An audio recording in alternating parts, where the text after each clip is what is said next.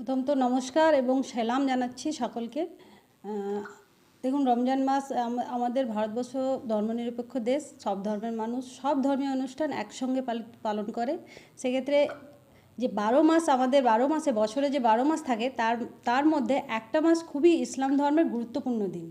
কেন এই এক মাস ধরে আমার সংখ্যালঘু মানে আমাদের যিনারা আছেন সকলে ইবাদত করেন, নামাজ পড়েন, রোজা রাখেন এবং এক মাসের পরের দিন, এক মাসের দিন মাথায় পুরো শেষ দিনে আমরা ঈদ পালন করে থাকি। খুবই আনন্দ উপভোগ করি সকলে মিলে, সবাই মিলে। তাই আমার কামনা, আমি সবাইকে বলবো এই রমজান মাস সবার জীবনে সকলের পাপ দূর হোক এবং সকলের ইবাদত যেন সফল হোক।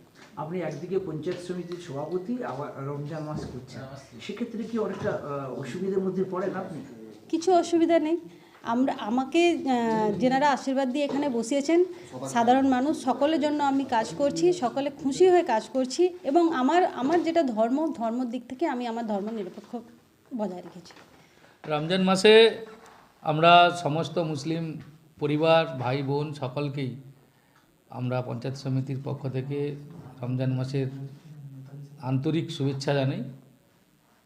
যাতে সকলে ভালো থাকে, আমাদের বাংলার সম্প্রীতি বজায় থাকে, নিশ্চিতভাবে সেটা চাইব। আল্লাহ ভগবানের কাছে এইটুকু কৃপা যে আমাদের বাংলায় সবাই সকলের ধর্ম স্বাধীনভাবে পালন করতে পারে, যেটা আমাদের বাংলার রীতিনীতি, আদর্শ, বাংলার কৃষ্টি, সেই প্রথা মেনে নিশ্চিতভাবে সেই কাজ আমাদের চলবে।